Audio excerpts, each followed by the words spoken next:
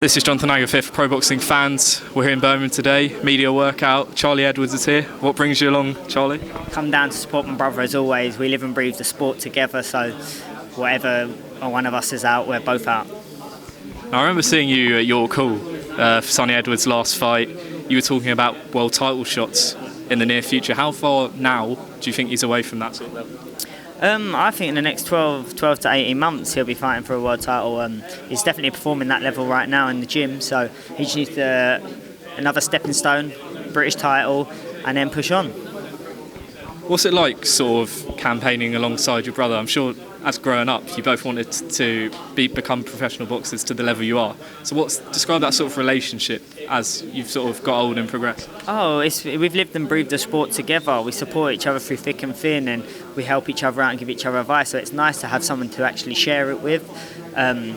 Boxing's a hard, lonely sport, so to be around your brother and support each other, it takes us to a whole new level. Let's talk about yourself. Obviously, we saw in August at the O2 what happened with Martinez.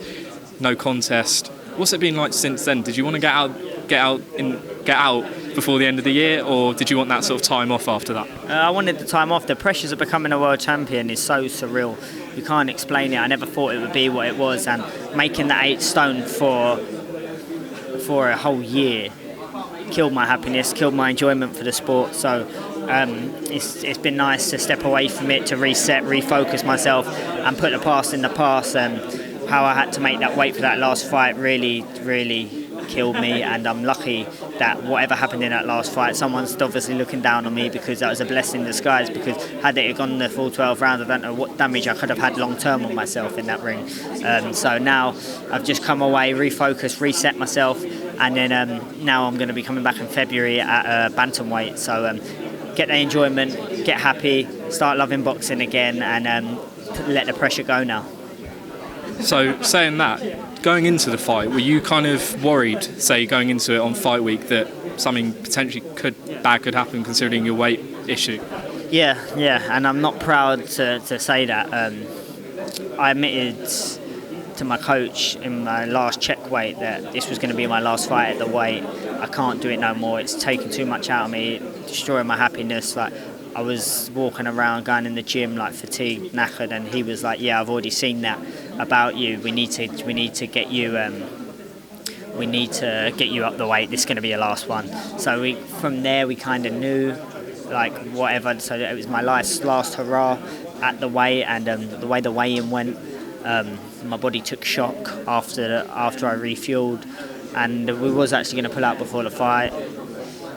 My coach was speaking to my brother saying, "I want to pull him out." My brother said, "No, don't, because you don't put that in his head yet. If he says something, then it's a different thing." I didn't, obviously, ego, pride, everything took over. So I went through with it, and I did recover better the next day, but I weren't myself in that ring that night. So whatever happened with the greatness of my higher self, and I'm grateful for it.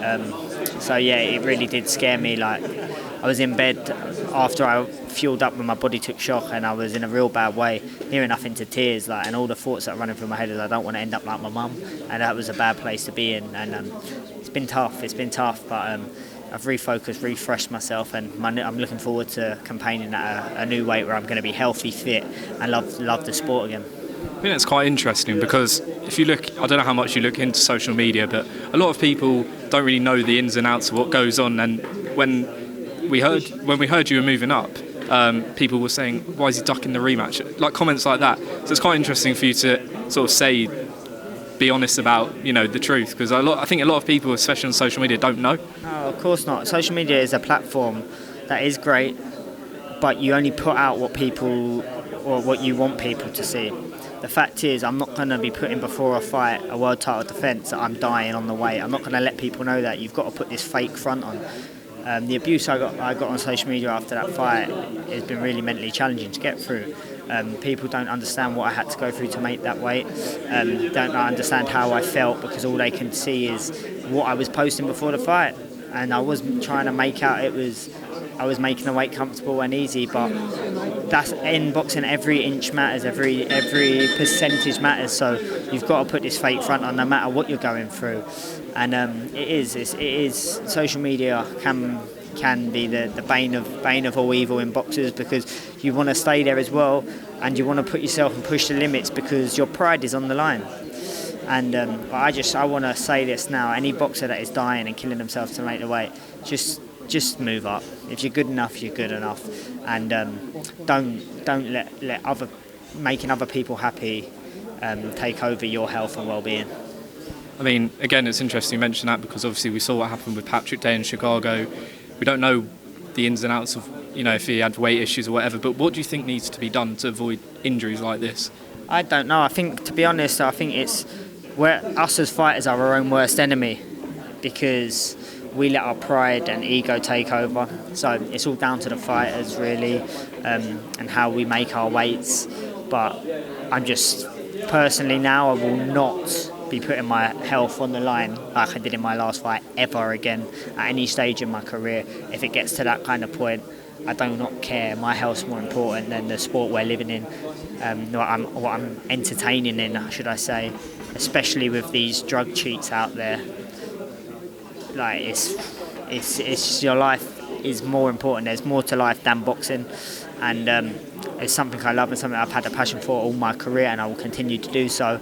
But your health is the main thing, and it's not just for you, it's for your family, it's for your real friends. It's like, it's no joke, this sport.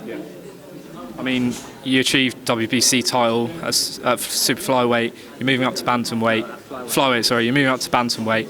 What do you, in your mind, you have to achieve? You mentioned the dangers of the sport, obviously you've grown up boxing and things. What do you see as your goals heading into that weight class? I want to win another world title, and I believe I will win a world title, but I'm not naive to say that I'm not world level. I'm not world level at bantamweight yet. I'm not. I've got to develop, and I've got to learn, and got to let my body mature and grow into it. I'm not saying what I'm saying is I will be world level. I will be a world champion again, and just like when Casemiro defeated me in 2016, I wasn't world level, and that was at flyweight. I moved up to super flyweight, and then I got an opportunity again to move back down to flyweight to fight for the world title. I took it with both hands, and I showed in 2 years I became a world champion, and it goes again. The journey starts again. It's a new chapter, new page, new weight, and new goals and new visions. So it's something to look forward to. Outside of boxing, what is your motivation sort of generally in life? What sort of motivation, dedication, motivation mainly, what can you give sort of the viewers watching? To be happy, to be passionate. When you're fighting with a passion, you go to another level. Whatever you do in life, you've got to have a passion for it, and boxing is my passion. And it's obviously to get financially secure and make myself a better life for later on. But with this sport, you've got to keep pushing. You've got to keep grinding. And if you're living with passion, you will be happy. It's when you lose your happiness, that's when you really need to reevaluate things. Who is your top 3 pound for pound, if you can name it? Crawford, Lomachenko, and probably Spence. That's interesting. Anthony Joshua's world title next week against Andy Ruiz Jr. Trying to get the belts back. Do you see it as repeat or revenge? It's a tough one. You don't know. There's so many different avenues and different things you can go down to argue each side. I want to say it's going to be revenge, and he's going to get his belt back. Charlie Edwards, appreciate your honesty in this interview, and wish you all the best moving up in the weight next year.